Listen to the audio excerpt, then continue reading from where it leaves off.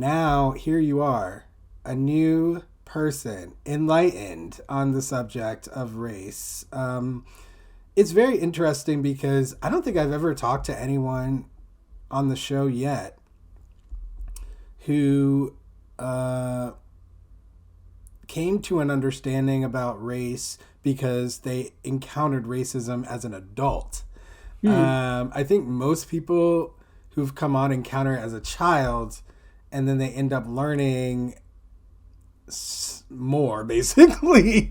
They basically have like successive occurrences that like either force them into learning or like, you know, get them curious enough to learn. But you managed to skirt by and get out of that cycle, or at least interpret the cycle in a different kind of way, I guess is a better way of saying it, and just run with it. And it sounds like make a pretty good life for yourself out of it, which is great.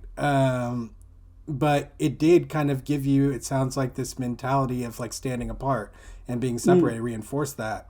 And then you were shocked out of it. I wonder, I guess, like, there's a parallel to this in this race context, which is kind of the live events that I have planned for the future, which people need to be in a situation where they feel uncomfortable, but they realize that there's no reason to be uncomfortable, but they still feel it.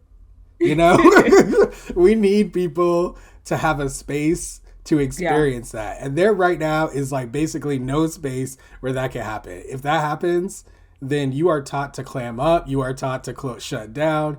You are taught to ignore and pretend. And you are taught to turn away. Yeah. And even in some states, it may be against the law for you to turn towards it at this point. And so, yeah, we need that space. We need that opportunity for people to feel uncomfortable and then come away realizing that there was no need. Right. And then, hopefully, that catalyzes people's curiosity in the same way that your experience catalyzed yours and gave you new perspective. We need people to overcome that hump somehow. So my idea, if you want to, can I share with you what I want? All right. So what I'm trying to do is just, you know how there's all these debate bros out there now and people like doing this debate thing, although it is kind of dying off a little bit. Like, you know, the landscape has changed, but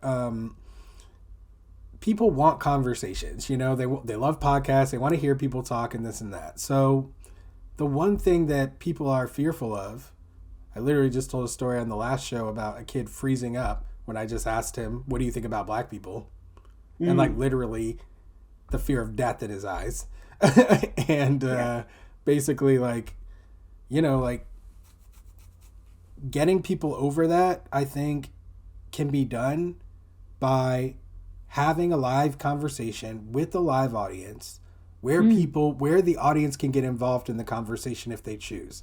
Kind of game showy, but like, you know, my original name for it was the chair. You know, like you sit across from me in the chair, you get the fancy chair. I just have a little folding chair, you know. I give people the fancy chair and have them sit down and, you know, same as the show that I do here. Have it come with an open heart and an open mind, and that's all it takes.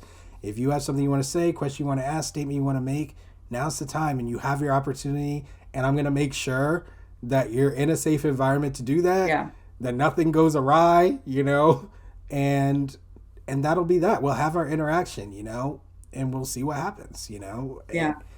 And so just do that. I also have this idea of having like 10 tickets where like I hand them out if somebody asks a really good question or makes a really good statement, and then take all those people out to dinner the next day. So like a 2-day event.